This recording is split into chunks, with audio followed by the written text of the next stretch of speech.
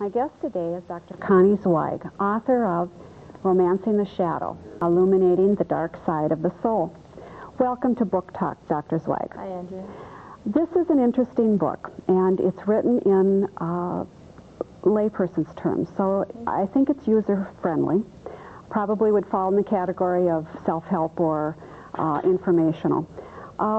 Maybe we can start today by, if you could tell us, what exactly is the shadow? The shadow is that part of us that jumps out spontaneously, feeling out of our control, and does something that causes us to feel ashamed or guilty or embarrassed.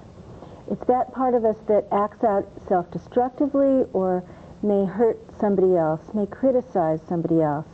Could it be something positive? Well, we speak about the shadow in kind of popular lingo as negative, as dark, as having to do with our problems, our more difficult feelings and taboo behaviors. But actually, there are some very positive feelings, even our latent, undeveloped talents and gifts are also in the shadow. So a shadow could actually be a warning bell for us. That's right. It's a signal from a hidden part of ourself that acts out of our control and is actually calling us to its attention. So what would be perhaps the earliest age that you could imagine a person being aware of, even if they don't know what the terminology is, being aware of the shadow? Okay, well, let me give you an example. Start with an adult example, and then I'll trace it back earlier because you asked that. So I've been working with a woman who feels very lonely and distant from people. She feels separate, even from the people she considers her friends, and she can't understand why. So she came to see me, and what we discovered was when she's with other people, she is criticizing them inside her own mind. She's saying to herself, I can't believe what that woman is wearing at work today. Or, how inappropriate. Right, how inappropriate. Or, I can't stand when that man says those things.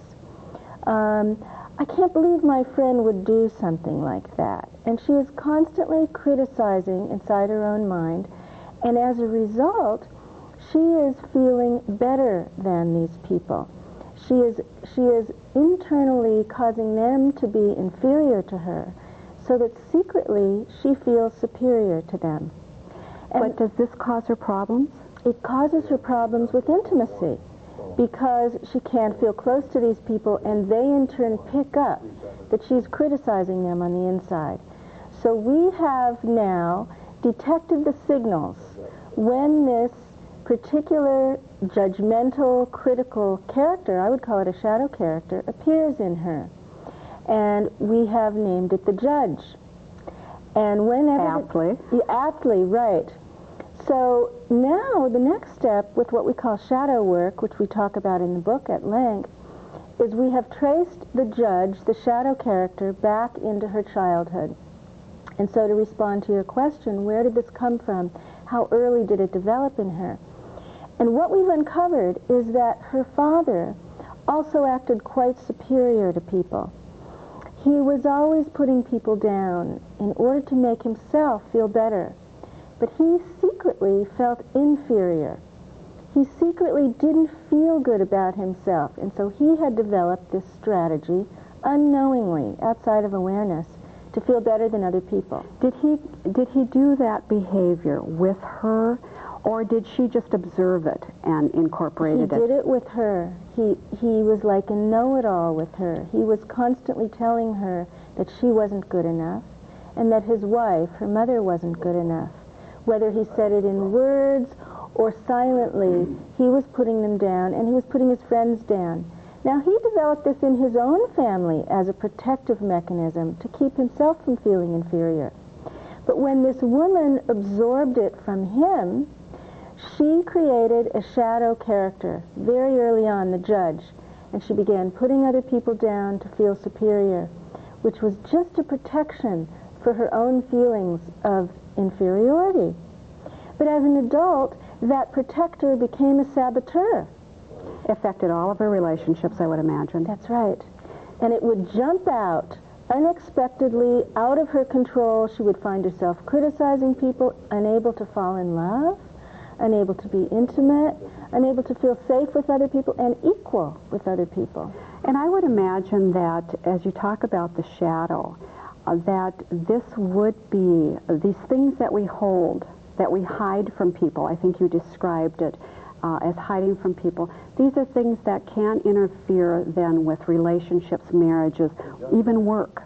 That's right. These shadow characters actually affect all the arenas in our lives.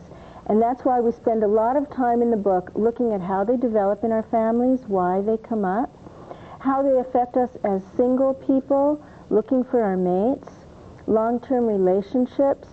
Because if you have a judge or a critic that jumps out and you're married, say for example, every time your husband is getting dressed for a party or to go out to dinner, and you want to criticize his ties, I can't believe that you're putting that tie on again. He's going to get hurt and angry. He's going to distance from you. It affects the intimacy. It affects the intimacy, and it creates a long-term repetitive fighting pattern. That's the shadow showing.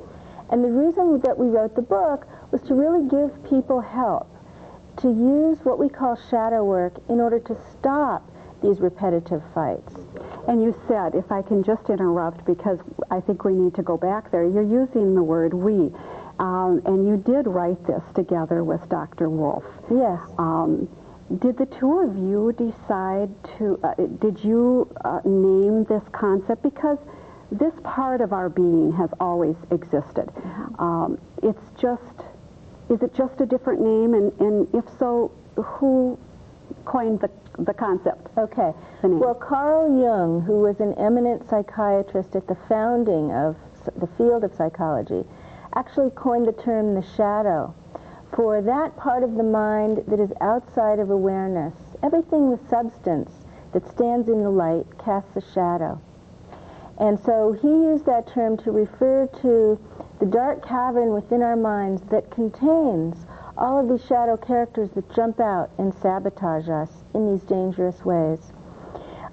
Steve Wolf is a clinical psychologist. He and I have been very close friends for a long time and colleagues at work, and we have developed what we call shadow work, which is a way to use Jungian psychology and mythology, stories from different cultures, and all that we now know in psychology as therapists to work with these shadow figures and turn them into light. How long have the two of you been working on the shadow concept in treating patients? Steve has been working now for about 15 years with clients, and I just received my doctorate in Jungian psychology about 3 years ago, so for me it's been about 3 years. How have the two of you, and I assume since you do work together you can do a little speaking for him, how do the two of you see, is this successful? Are people being helped by doing shadow work? Yeah, what we have found is that when these characters jump out and take over our consciousness, we don't even know that they're there. And so unknowingly, we obey them. So say, for example, if you're sitting alone at night and your husband hasn't called and you're wondering where he is, and you begin ruminating, and you begin to hear a voice inside saying, if only you eat some ice cream, you'll feel better. So you don't know any different. You go downstairs to the freezer, you have a little taste. Before you know it, maybe you've eaten a pint of Ben & Jerry's Cherry Garcia. What happens? You don't feel better. You actually feel worse about yourself. You're not only worried that you're going to get fat, you feel ashamed and guilty at your behavior. What we have found is, if you can identify that voice as the emergence of a shadow character, if you can identify the physical sensations and the emotional feelings that go along with that voice, you can begin to build a relationship to that shadow character, and it's no longer outside of your awareness. Then when it comes up, you can hit the pause button.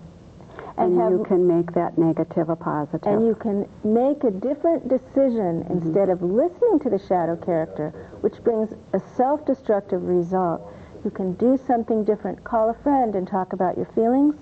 Call your husband and check out what's going on. Feel better about yourself in the end.